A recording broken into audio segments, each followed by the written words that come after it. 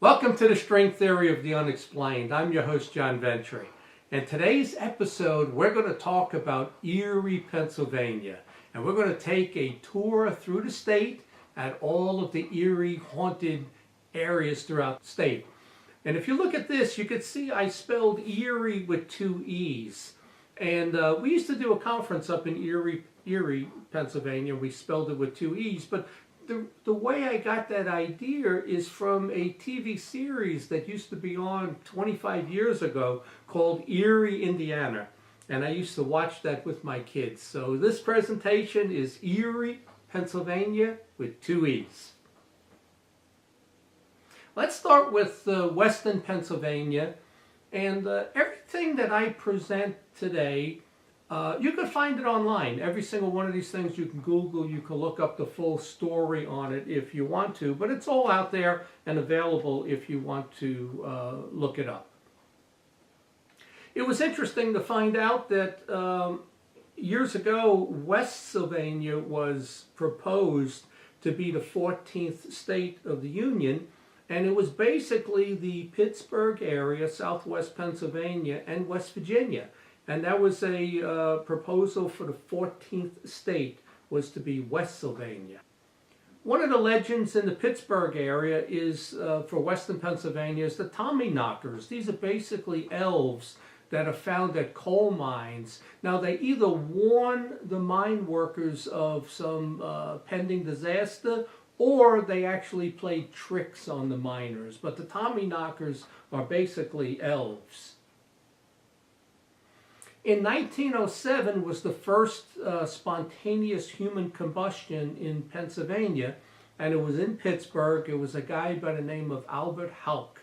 And like I said, it's the first time in Pennsylvania. And I asked, we did a presentation on spontaneous human combustion, and I asked, was there an occult connection to any of these people that burst into flames?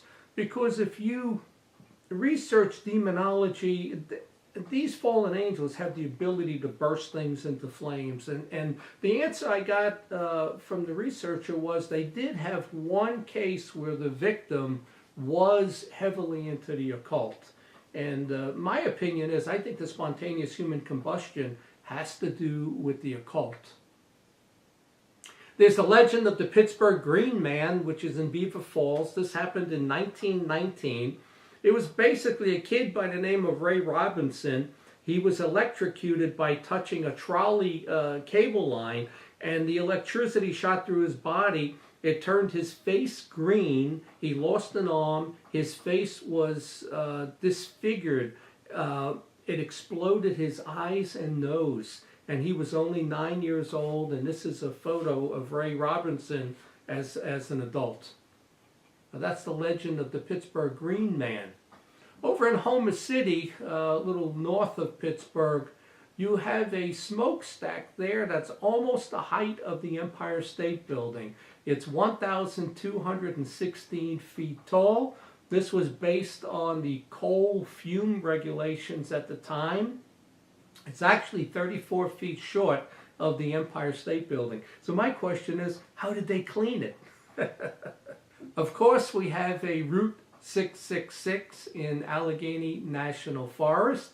And there you can see the signs, Route 666. In 1943 at the Hotel Conneaut, there was a fire. And guests now say that they see ghosts of a boy, a butcher, and a bride who died in that fire back in 1943. And that's up at Conneaut Lake. Of course, we have the famous Kecksburg UFO that took place December 9th of 1965.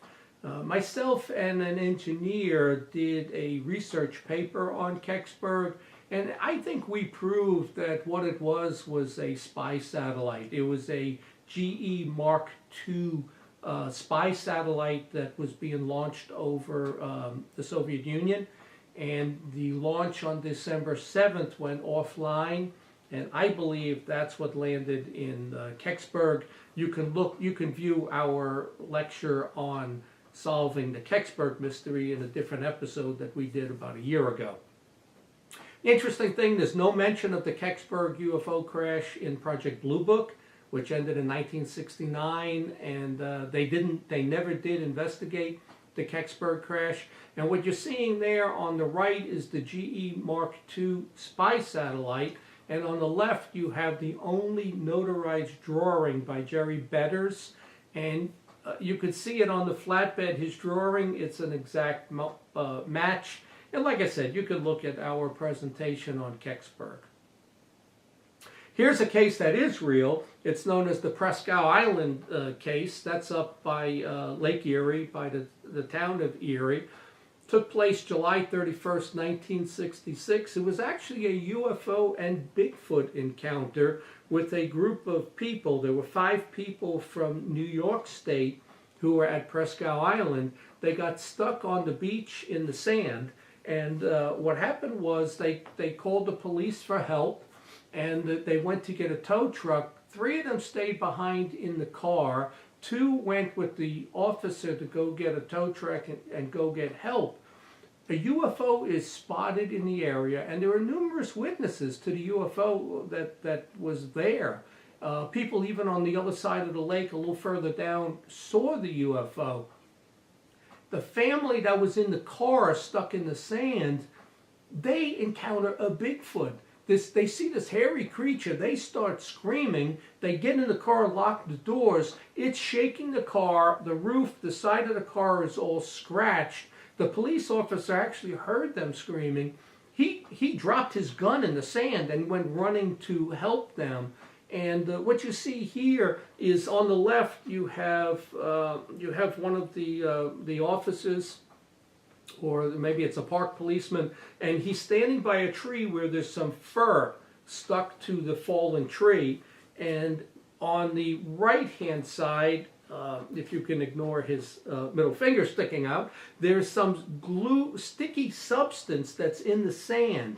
And this was a footprint where the creature was, and it left a sticky substance there in the sand. And what happened when Blue Book showed up for this investigation, the Air Force officers kicked sand into the footprints where the sticky substance were. They took the cast, they took everything from the state police. So this was a real UFO Bigfoot encounter in Presque Island.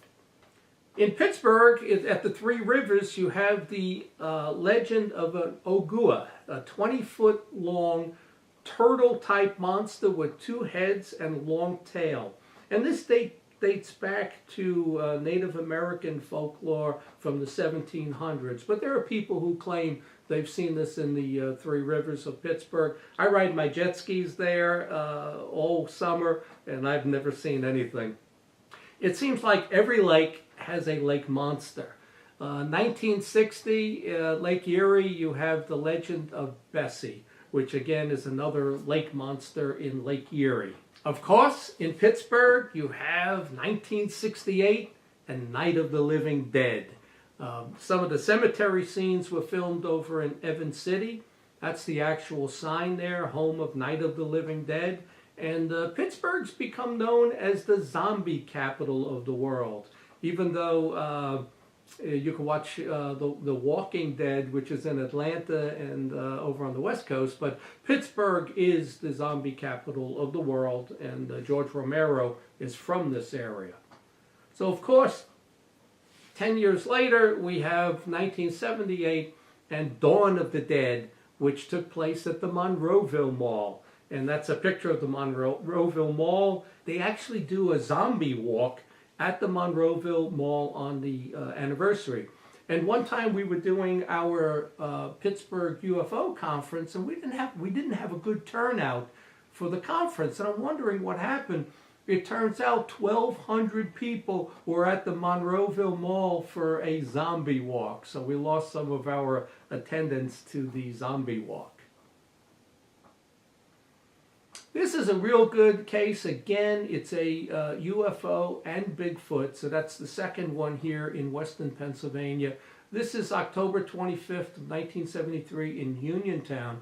A UFO, 2 Bigfoot are seen. The people, the homeowners, they fire at the Bigfoot. They say that they hit it. the Bigfoot dematerialized. It just disappeared. There was a UFO that was hovering there, and the UFO took off. And when the investigators showed up, and this is a Stan Gordon case, one of the investigators the following day, when he was standing in the circular area where the UFO was, he fell to the ground, he became disoriented, he actually started like barking like a dog, and they had to pull him out of that circular area. But this is one of the better documented cases, and I know I've seen this in the MUFON Journal also. This whole area that I live in, the Laurel Highlands, is a very well-known area for UFO sightings, Bigfoot, haunted sightings. Matter of fact, Popular Mechanics said that Westmoreland County has the most UFO sightings of any county in the country for counties that don't have a city in it, like Los Angeles County. So this is a very haunted, eerie county that I live in. In Irwin, there's the legend of the Dog Man. And I had to ask Fred Saluga, what is a Dog Man? Well, a Dog Man is basically a werewolf. And in legend, in Irwin, what was seen was this creature going across Route 30. It was black, it had white feet. It was described as being the size of a cow, and it stood up, and it was about 7 feet tall, and it was basically a werewolf. In Greensburg, at the Westmoreland County Courthouse, they used to do hangings in the old county jail. And in 1984, the 911 dispatchers looked on the screen, the monitor. They saw a man hanging. They saw it on the screen, a man hanging. They went down to investigate it, and there was actually the area that they went to very, very cold. There was like a 20-degree difference in temperature in that area. So people say the Westmoreland County Courthouse is haunted. There are legends also in this area of Thunderbirds. And one was in the local newspaper, September 2001 in Greensburg. And I didn't see it. I heard something. I was on my back porch, and I had my 2 Dobermans. I heard the weirdest howls, almost like a hawk or an eagle type howl, but it was very loud, and it wasn't very far away. My dogs kind of curled up at the doorway, wanting to get back in the house. The following day, there's an article in the Tribune Review talking about Thunderbirds seen in South Greensburg, right by Route 119 and Route 130. This is an interesting story. There was a ship hotel on Route 30 in Bedford. And what happened with this, this was, you can see the picture of it, Thomas Edison, Greta Garbo, Joan Crawford, they all slept there. From that location, it's on a mountain. It's 2,464 feet of elevation, and you can actually see 3 states from there. One day I was going to Harrisburg to work, and I went down Route 30, and I saw it. It was abandoned. And I started thinking, I said, you know what, I'm going to buy this place. This would be such a cool place to have as a second home. And just convert it into a house. It's been abandoned. I didn't think it would be that expensive. So I said, the next time I go that way, I'm going to see if there's a real estate sign, something. I drove by it again, and it turns down, it burnt down in October of 2001. I moved here in 1997, and it burned down in October of 2001. I was going to buy this thing. I thought that was the coolest thing, to have a ship hotel right on the edge of a cliff, and you could sit in your living room, big glass windows, and you could look out. You're almost 2,500 feet above sea level, and you could see 3 states. But unfortunately, it burnt down, and I'm sure that was for insurance purposes. In Somerset, May of 2013, you have a Bigfoot sighting in Winbar, and this is the actual police report from that sighting in May of 2013. So I don't know how many Bigfoot sightings actually get the police to show up to investigate, but that's what you have here in Somerset. In 1835 in Hollidaysburg, at the Hollidaysburg U.S. Hotel, The guests there claim that they can see a ghost of a screaming female missing a foot, and there's also the ghost of a man carrying an axe. And there was actually a man that killed a woman there with an axe. In Newcastle, Pennsylvania, you have the Hillview Manor. And at this manor, there's actually, like, you could go there and do one of those ghost tours and stay overnight. But there were many suicides, ghost sightings, and people claim to see these haunted children at the Hillview Manor. This is a true story in Pittsburgh. The Demon of Brownsville Road, a book written by former Allegheny County Commissioner Bob Cranmer. He was the county commissioner who got all the funding for the baseball, football stadiums, the convention center. So he's a well-known guy. But he bought this house on Brownsville Road in 1988, and he sustained an 18-year haunting at that house. He actually believes it led to the death of his son.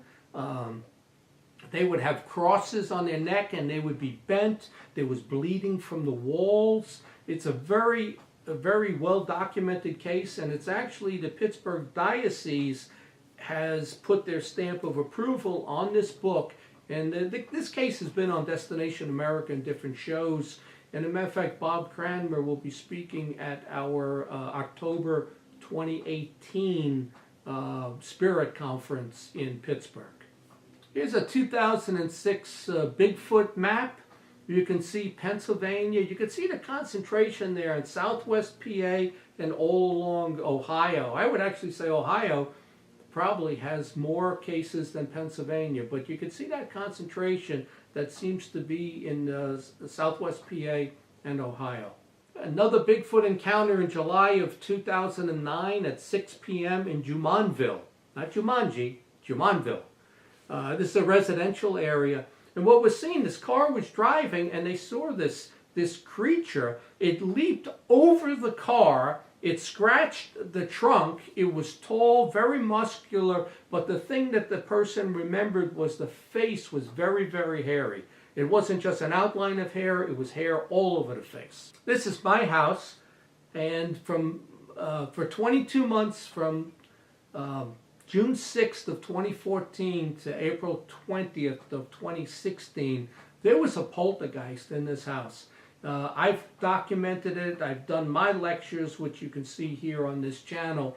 But it took me 22 months to drive this malevolent interdimensional entity out of my house. And I did it through the use of the name of Jesus Christ. It's the only thing that works with these demonic entities.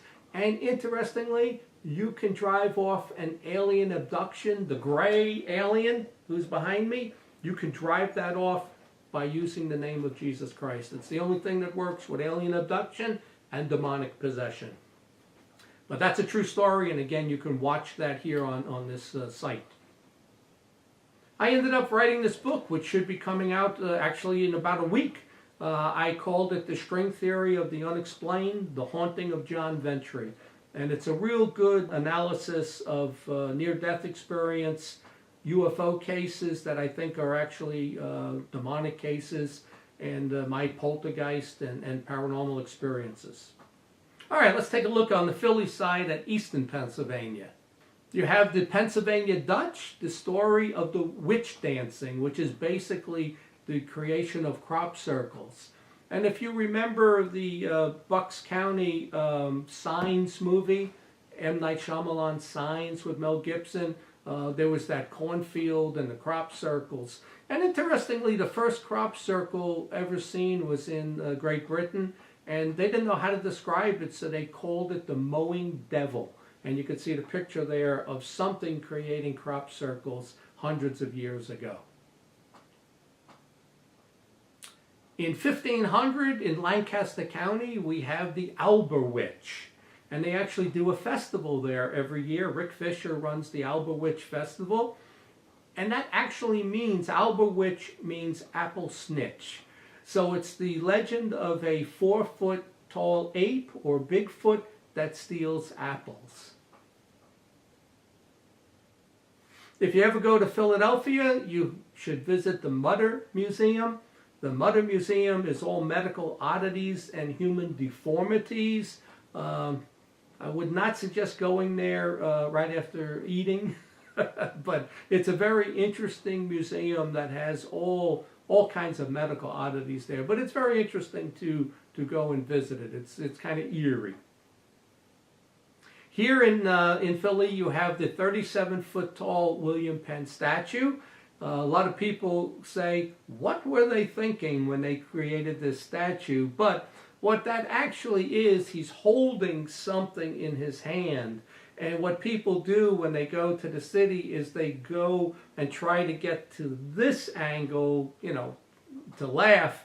But he's really just holding something in his hand is what he's doing. But they didn't think that one through. He should have been holding it higher up on his chest. All around Philly you have gargoyles, and that's not uncommon. If you go to older cities, New York, Paris, London, you'll see plenty of gargoyles, and Philadelphia has their share. These are actually some of the pictures around Philly. In Delaware County, we have the Heilbronn Manor. In 1830, there was a fire there that killed 7 members of the Murchison family. In 1864, the Edwards family, there was a rape and suicide. Actually, the rape was of the mother, but of the daughter, and the mother committed suicide. And there's all stories of ghosts there. This actually burnt down again in 1987. So there were 2 fires there. And the book Night Stalks the Mansion was written based on this Heilbronn Manor. 1910, you have the Scranton Psychic Theater. This was featured on the Travel Channel as one of the 10 most haunted theaters in the United States.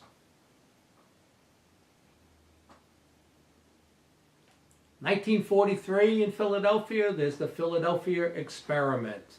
This was really a Tesla cloaking device that the Navy was trying to develop based on the fact that the German subs or U-boats were sinking so many ships in the Atlantic. They were trying to find a way to make it, deflect radar or make it unseen. They actually made the ship vanish. It reappeared in Norfolk, Virginia, about 200 miles south, and then the ship came back again, and when it did, many of the crew members were missing, or they were fused to the hull, or they lost their minds. But there were a pair of brothers involved with this, and they claim also when it disappeared, it went 40 years in the future to 1983. One of the brothers jumped off the ship, and the ship was in Montauk Point, Long Island. So he stayed in the future, 40 years in the future, on Long Island. Then the ship returned, and the one brother returned. And if you follow the Montauk Point experiments, there were, and this is true, there were numerous experiments done in Montauk Point after 1983 dealing with time travel. So this is actually a movie's been made on this, very interesting story between the Philadelphia experiment and the Montauk Point experiments. We have in the eastern side of the state, in Chestnut Hill, the haunted Balleroy Mansion. And what they said happened here was 4 different people who sat in Napoleon's armchair in the living room. They shortly or immediately afterwards died. So no one is allowed to sit in that chair. Other people that were there said there was a painting on the wall that just got thrown across the wall and hit the other wall. That stuff of things being thrown around is very common in hauntings and poltergeist situations. You have Hexenkopf Hill, which means witch's head. This is located in Bucks County. The story with this one is that the Native American Indians there would exorcise evil spirits out of people and banish them to the woods, which is very, very common. That's what they used to do in the olden days, is banish the evil spirit to the woods. I personally believe that a lot of the missing persons and disappearances that take place in national forests and parks is because that's where we always banish the fallen angel, the evil spirit, the demonic entity, the witch. And those things are lurking in the woods, and they steal children and they take people, like the Blair Witch, if you remember that movie. So what happened with this one was a local witch had cursed some neighbors, and they hung her in this area in the woods. And the people say she could be seen wandering on the hillsides. You could see her walking. Also in Bucks County, in Sellersville, you have the story of these albino cannibals. It's on Haycock Mountain, on Ghost Mountain Road, of course. But what you have are these albino cannibals that steal children. They eat them. People have seen them swinging from trees on the side of the road when you drive by. They throw rocks at cars. And it's basically a family of inbred generation after generation. That's in Bucks County. In Delaware County, in 1670, you had the Ridley Creek Witch. This was basically a trial where a woman was accused of being a witch. She admitted that she flies on a broom and she's a witch. And she was actually let go because they didn't know what to do at that time, which is kind of surprising because back then they would basically, burn them at the stake or kill them somehow. In Bucks County, again, you have the Ringing Rock Park. And this is not a riverbed, so people, they don't know how all of these rocks got there, but when you hit the rock, it actually makes a musical note. And it's not uncommon. You find these around the world in other locations. And one guy actually went there and he played a concert for the people on the rocks. But that's in Bucks County. Over in New Hope, you have the Midnight Mary, Lady of the Lake. They made a movie out of this called The Lady of the Lake. This was a girl that was hitchhiking. She had a pink dress on. It was prom night, and they found her dead in the lake. And people claim that you can see her up at this lake in New Hope. At the Logan Inn in New Hope, this is a picture of the Logan Inn. People staying there say they've seen a weeping child. Room 6 is haunted. There's a wet handprint that's on the wall. Doors open and close. And it turns out that Aaron Burr, after he killed Alexander Hamilton in a duel in New Jersey in 1804, he actually hid at the Logan Inn until he got caught. Here's something strange or eerie. Since 1980, we've been finding these Toynbee tiles, and it's been found in 28 cities in North and South America. Philadelphia has had the most of any city that's been found, and basically the tile is cut, the street's cut out, the tile is placed in the street, and they all say the same thing. They say Toynbee idea in Kubrick's 2001 Resurrect Dead on Planet Jupiter. I don't know what that means. Obviously, planet Jupiter has tremendous gravity, gaseous planet. I don't know what that means, but it's been found in 28 different cities in North and South America. A mystery. In Bucks County again, we have the Next Bridge. In this bridge, covered bridge, 4 different family members died in 4 separate accidents. So people say that this covered bridge in Bucks County is haunted. We have the Radnor Henge, like Stonehenge. This was in 1682. And more recently, they were moved and placed in a circular pattern similar to Stonehenge for the building of I-476 for that construction. Here you have the Skull Tree. This is really in the southeast border of Delaware and Pennsylvania, south of Philadelphia. This is supposed to be a haunted tree. The face looks like a skull.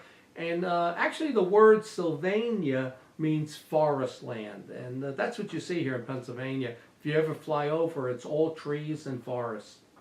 You have Midgetville in southeast Philadelphia. There's also in Florida a similar area where circus entertainers would retire in Florida. But this here is near Ridley Park. It's southeast of Philly. And you can see the size of the houses. They were built for midgets. In 1760, you have the Chester 8 Boy, and you can see the picture of him. I'm sure it's just a deformity. And today that's located where the Philadelphia airport is. In 1777, in Philadelphia at Fort Mifflin, there was a battle there. The British fired 3,000 cannonballs an hour for hours. They killed 75% of the American troops that were there. And people claim when you go there at night, you can see the faceless man, you can see the screaming lady, and you see a lamppost man walking, trying to find and light the lampposts at night. In 1962, in Centralia, Pennsylvania, there was a coal fire. This town used to have 1,200 people in it. Today, only 7 people live there. There's a huge underground coal fire 30 feet under the ground. There's smoke and toxic fumes that come up, and there's 24 million tons of coal underground. So I don't know how long this is going to burn for, but it's basically uninhabitable now. It's an abandoned city. In the Scranton area in 1967, you have the Lake Teddy monster, a 14-foot scaly serpent. And like I said, every lake has a lake monster. And as I did the research, it's almost as though every hotel has a haunting. November 10th, 1974, the Carbondale UFO. And in this case, 2 teenagers reported seeing an object crash into the lake in Carbondale.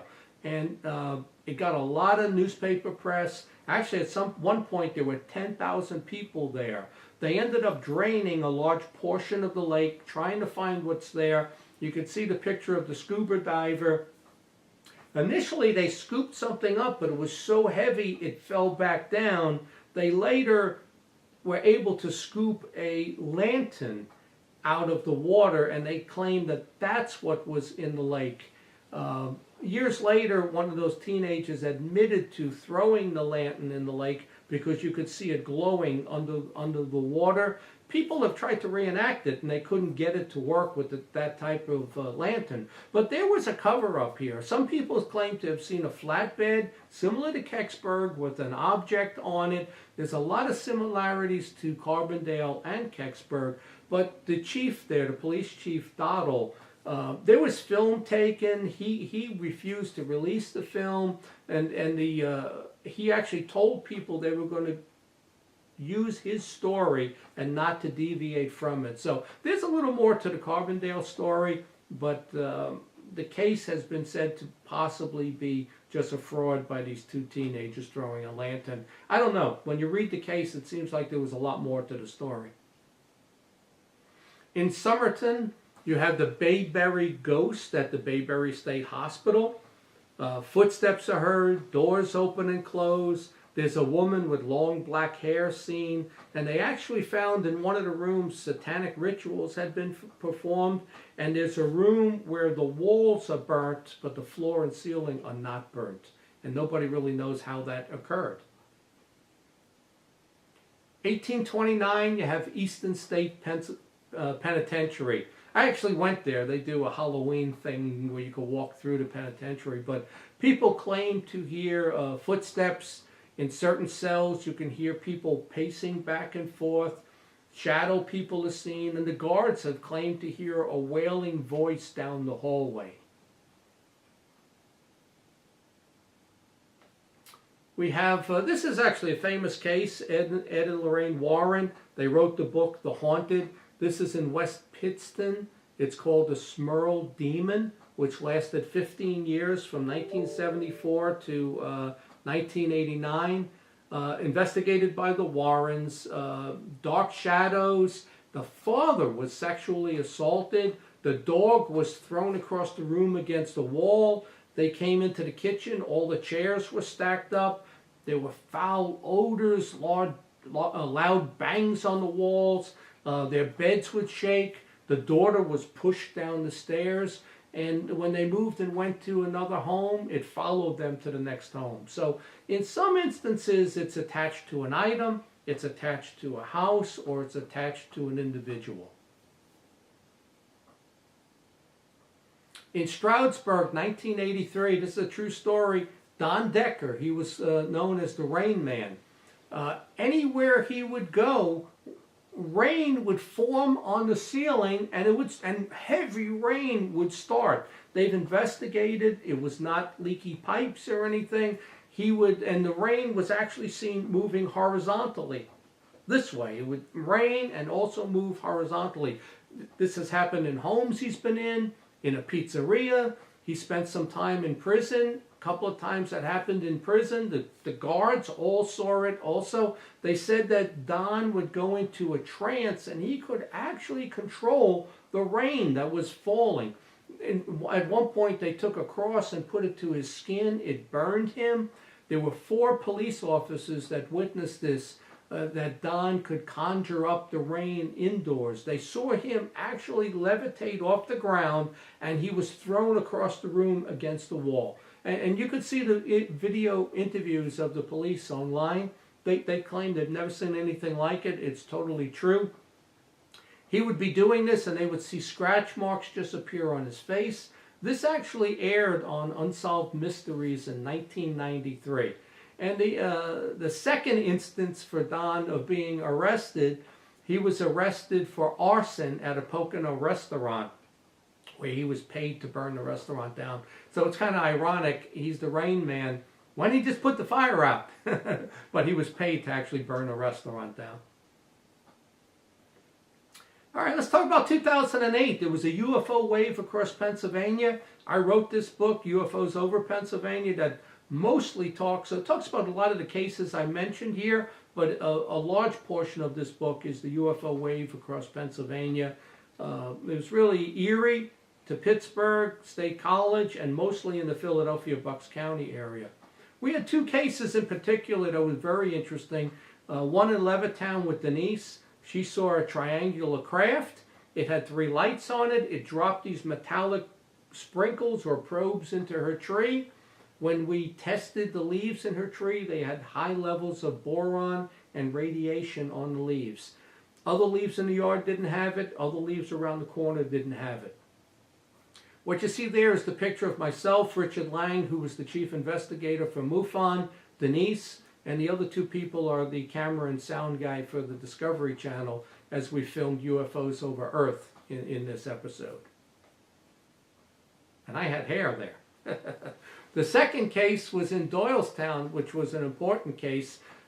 This retiree saw a huge 6-sided UFO twice, and it had 6 triangular craft docked together, and it hovered over the house. There was a heat lightning storm. He could see through it that they were docked together. We actually, the investigator Bob Gardner did a great job on this. He went to the Philadelphia International Airport. He was cleared. He went up, and they had radar. They gave us the radar. What you see there is the green spots on the radar print screens is an object with no transponder on it. And I do a presentation on this also that you can watch on this network. And the FAA denied having it, but the woman at the airport gave it to me. So that's a whole nother story, but it was a great, 2 great cases over in the Philadelphia area. At the Sharon Hill Mount Lawn Cemetery, there's 2 famous people buried there. You have Tammy Terrell, who at 25 died of a brain tumor, and you have Jane Mansfield at 34 who died of a car accident. And she was never decapitated in that car accident. That's an urban legend. But 2 famous people at the Sharon Hill Cemetery. In Reading, September of 2016, at the high school, you have a 16-year-old that was stabbed to death when he was doing like a Halloween prank wearing a clown mask. And some of these students, they killed him, they stabbed him to death. And people claim you can see him on the side of the road. Let's take a look at Central PA now. Okay, this is over, they call this the Safe Harbor petroglyphs. There's over 300 of them. They're along the Susquehanna River, and this is actual pictures of them. They don't know how they got there, Native Americans, but there's over 300 petroglyphs carved along the riverside. In the Susquehanna Woods, you have something called cairns. Cairns are rock piles.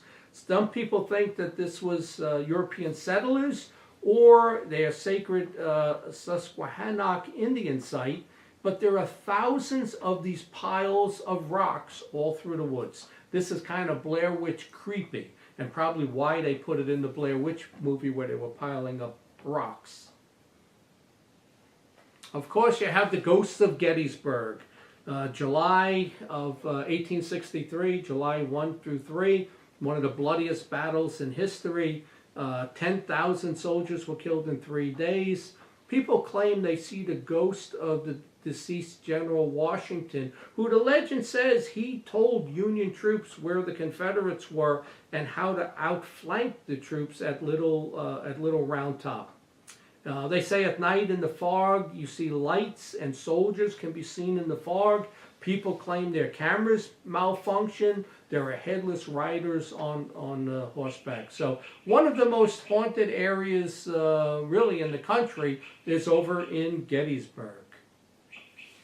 You have the Farnsworth House. Again, Confederate soldiers there would harm and abuse different females.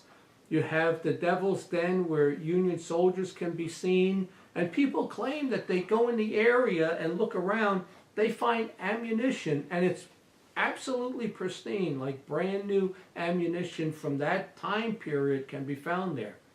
In the Gettysburg College, there's a story there where people went down the elevator, the doors opened, and it was a Civil War hospital room with people operating and blood all over. The doors closed and it was not there anymore. The Tilly Pierce house at 3 a.m., people claim to hear loud banging and like sonic booms. I've had this happen here too, and there was a poltergeist here. Altoona, Lake Altoona, Raystown Lake, you have Raystown Ray. Again, a creature in the lake. I've jet skied there. I've never seen anything. 1998, you have the Blair Wolf of Altoona. This is a creature that was seen, most likely a Bigfoot, stood 8 feet tall. It was brown, very muscular. They claim the eyes were gold, and it would run on all fours, and then it would stand up. You have the White Lady of Buckhorn, which is in Altoona. This was newlyweds that died up there, and they claim what happened is they'll see a woman in a wedding dress on the side of the road. She'll stop cars. She'll look in the car looking for her husband. When she sees it's not him, she just disappears. And that's known as the White Lady of Buckhorn. You have the Jean Bonnet Tavern in Bedford. Employees and guests there claim to have experienced ghostly activity at the tavern. This is right off of the Turnpike, Pennsylvania Turnpike in Bedford. You have Gravity Hill in Bedford and Buckingham Mountain, where if you go there, it gives the appearance of cars and items rolling uphill. People have taken soda cans and it actually gives the appearance of rolling uphill. Somehow it defies gravity. I actually went there. Penn State, where my son graduated from, was formerly an asylum. They claim it's haunted. The administration building was an asylum. The computer lab was a morgue. They claim the ghost of Mrs. Schwab haunts the auditorium. The ghost of Francis Atherton sits in the window of the old botany building. And the first mascot, which was called Old Coley, was a donkey, can be seen on the old main bell tower. So we have haunted Penn State University. And I think lastly, this slide, in August 2nd of 2002 in Northumberland, you have the famous Todd Seas case.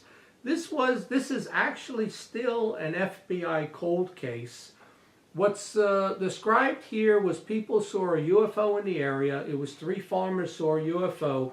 Todd Sees went out on his ATV. He never came back. When they searched for him, they couldn't find his body. The following day, they found his body in an area they had already searched. He was drained of blood. There was a dead snake next to him. He was not bitten. It was drained of blood. And one of his boots or shoes was found a mile away up in a tree. And that's all they found. So some people claim that this is a drug case, and other people claim that this is a UFO alien abduction. But it's an interesting case, and the family of Todd Sees do not want to get involved, really. But there's a lot of literature out there. I know Fred Saluga, who's my partner on a lot of these, he investigated this, and he believes it was a drug case, and it was not a alien abduction. So that's it. This is the string theory of the unexplained. That's my website. I produce these lectures and the string theory episodes now. We're doing them here at my estate in Weston, Pennsylvania. I'm thinking about running for county commissioner in 2019. That would be my posted wanted. My picture, John Ventry, for county commissioner, and make Westmoreland County great again would be my slogan. We'll see if I run. And all of my books and this information can be found on Amazon. And that's this week's episode. We will see you again next week. Thank you.